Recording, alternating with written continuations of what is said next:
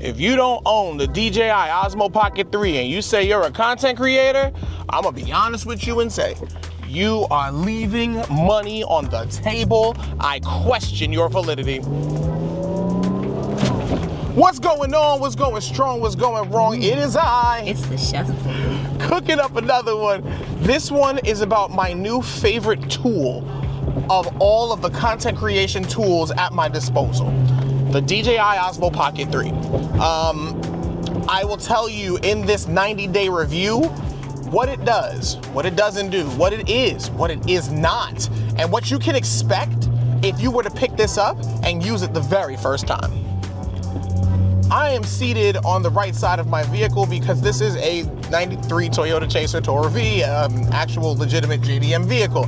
And the cool part about that vehicle is that I have a handbrake. I'm used to not having a handbrake in my car because I normally drive a manual Hellcat. It doesn't have a handbrake. So the problem with not having a handbrake is I can't put my Osmo Pocket 3 in any like reasonable spot. You know what I mean? Like I can mount it on my sunroof, but I like having the camera here. There's something about having the camera here. Now, where is it? It's actually on my handbrake right now.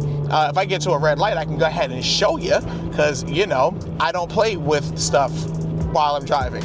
But the reason why I'm mentioning all of this is because I want you to understand that this device, the DJI Osmo Pocket 3, is basically a very advanced, I don't want to say action camera, but I would think that I would use this in 90% of the situations I would use an action camera. And since I'm at a red light real quick and don't look like, take a look. So here's my configuration inside of this car. So I've got my battery, right? And I've got a battery for my battery, right? So it charges everything at one time. And then I simply put one of these clamps. That's it. And this is on my actual handbrake, right? So I have it here available to look directly at me while I'm doing things. And I don't have to touch the daggone thing. By the way, I did not reorient the camera. There's an option for, oh, I did something wrong, whoops. There's an option that you have for active tracking, which is literally just, it captures your face and then you move around, right? So now it's gonna track me, and it tracks really well. And because I can do this now, I'm just gonna lower this a little less headroom. Cool, look at that. I can change it, I can change the frame while it'll still track my face, right?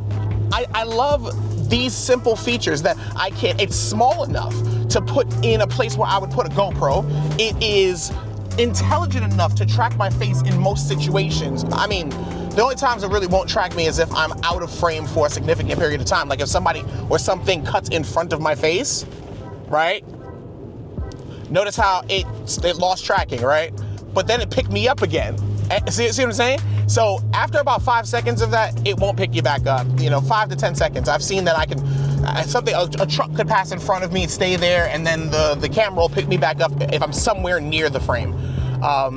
Things like that, the ease of use. So number one, what is it? It is an ease of use monster.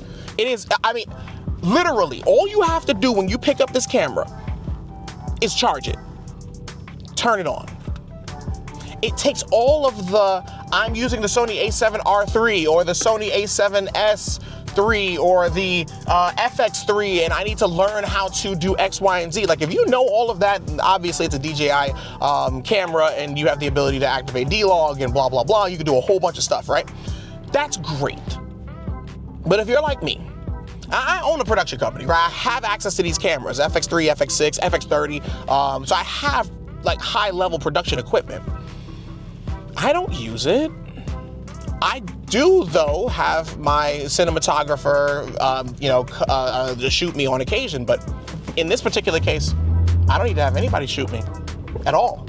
Because here I am, driving a car, unconcerned. My other hand is not touching the camera, and I am unconcerned about the quality. Is someone honking at me? Oh, God. Oh, that guy. Okay, whatever. And there are some features that just make this thing so worth it. Like the fact that I can push a button on the bottom right corner of the screen right now and flip the camera, right? Another one, I have the ability to, oh man, let me get it. My favorite features are all connected to this thing. So before the DJI Mic 2s dropped, if you got the DJI Osmo Pocket 3, it came, well, if you got the creator kit, it came with this, which is the DJI Mic 2. This is a professional piece of recording equipment. And when I say professional, I mean you can do Netflix level workflows with this thing. Like, you can legitimately put this on somebody, get the recording, and hand it off to somebody who would be doing why am I over here? Who would be doing, don't do that, don't do that, don't do that, don't do that, don't do that. Come on, all right, fine. I'm just saying. Like, if I say don't do that, you see my turn signal on, you see me moving. You see me moving, loser. Anyway, you pick this thing up and you are able to record, and you can give this to somebody who does professional audio work for like a Netflix show or something like that. You could, legitimately. It comes with Float 32, meaning you really can't clip this thing. You destroy the mic before you clip the thing. Anyway, one of the other features that I love the most is I get a remote for every single camera that I get. Like if it's an action camera and it comes with, and you can get a remote, I get the remote. For the GoPros, for the Insta360s, for the Insta Go 2, you know, this thing works as a remote as well. So I can push the link button that's on here, and bam, I can start recording whether this thing is near me or not. You know, as long as, you know, you're within line of sight, and it would be able to capture your voice. It's just an amazing setup altogether. And, you know, there are lots of videos that I've done, and people have asked, yo, what camera are you using? People didn't ask that when I was using the FX3. And it was edited by a professional editor, which has always made me very confused, because out the box, the quality of this thing is amazing, but it's also reliable. Like, I can get the same kind of footage no matter what. Now, I will say the low light, obviously, here's what this thing is not. The low light capabilities on this, I mean, it's a small sensor, it's a small camera. It's not supposed to be shot in near darkness. I have found, though, that at night, it works like a charm. It's not a lot of graininess or noise, as individuals call it. Granted, as it gets darker and darker, but you have to remember, New York City is not all that dark anyway. I mean, I'm not really concerned, but again, it is not a professional camera. It will, though, get you professional results if you know how to squeeze every last drop out of it. I've seen some amazing things done with this camera, and I haven't even scratched the surface of using it, right? I mean, as I move here, it's just moving with me, it's great. I don't have to worry about being a cinematographer in order to get great footage, in order to do great things. What I have to do is turn the thing on and make sure I'm in frame, you know? One thing that I don't like about it is if I flip this thing around real quick, right now, there's nothing that can actively track, but you'll notice that it's trying to focus, right? So the autofocus on this thing is amazing. The problem is, though, I don't have the ability to track anything right now. Like, I can't. Here I can, though, and it automatically picked my face up again. So one of my favorite features, like, you know, feature number 2 or 3, I don't even need to have it on right now because, again, I'm in a car and I'm not moving around a lot, but active tracking is amazing, especially because I can kind of set it and forget it if I'm shooting by myself. So if I have it in my hand and I'm just kind of walking around, I can just lift it up and look around and turn, and I don't have to think too hard about it. Also, I can put it on a small tripod or a large tripod, put it down, go do something, and it'll just keep tracking me.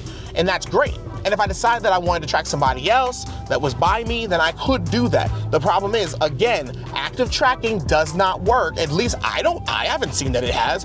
Doesn't work if you're the shooter. That is to say, if I wanted to shoot something out the window right now, I wouldn't be able to do that. But it's fine. That's fine for me because I don't really care about doing that. I'll just kind of move it around for the person that I'm there for. But Osmo Pocket 4, I imagine that's going to be one of those features. Also increased resolution and stuff. But yeah, should you pick this up? I'm gonna tell you 11 times out of 10, yes, you should pick this up. It's worth it to pick this thing up. I left my keys back at the studio. I have to call somebody now. That's great. But I'm telling you, this is one of those things that you really should be picking up. Now, if you are a cinematographer, if you're a purist, like you came up on first photography and you learned, you know, how to navigate getting really good exposure for a photo. Then you went into videography, just, you know, the money was there. And if you went that route, maybe you might be disrespected by this thing.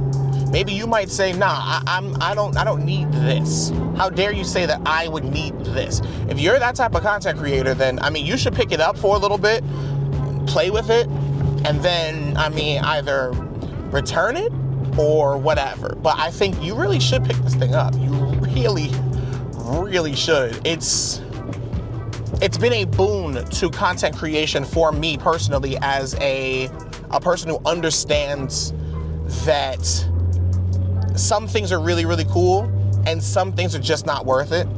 Also, who understands what high quality videography, cinematography, and photography looks like. Because again, I get paid for that, man. I get paid for that. This is one of those crazy things that kind of changes things for you.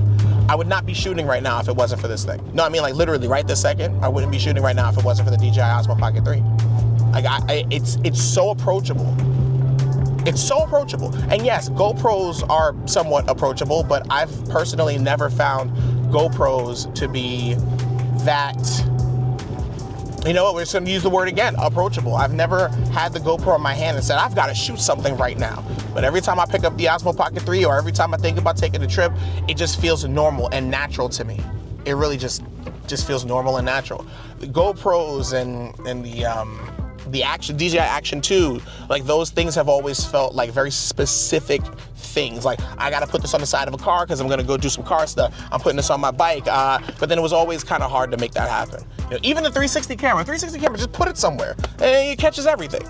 But it's never felt as approachable as this. That's the word of the day for me when it comes to the OSMO Pocket 3. It's so approachable for all reasons. Granted, I don't know that you ever want to give up your cinema camera for this thing, because if you bring this little thing onto a set, they might laugh you off the set. Just throwing it out there. You know, you're getting paid, you know, thousands of dollars to put out really good content. Part of it is the way that it looks, right? Not just the content, but also the client has to be able to say, oh yeah, I'm paying for this. You come here with this thing? I don't know, man. I don't know. So I'm not telling you to sell your DJI drones. I'm not telling you to sell your Sony or Canon cameras. Okay. I'm not telling you to sell any of that. I'm not telling you to get rid of any of that. I'm telling you that you should pick this thing up, and this should probably be your content creation workhorse. I'll tell you one thing, it's definitely mine. I am the Chef Boy. I hope you learned something from this. I hope you got something out of this. And I hope this pushes you over the edge to go pick this thing up, because you know what? We do need more content creators. We need more plumbers. So can I get some plumbers to show me how to do some stuff? Content creation plumbers. I need those. Can we get those? Again, I'm the Chef Boy, and you just got the recipe.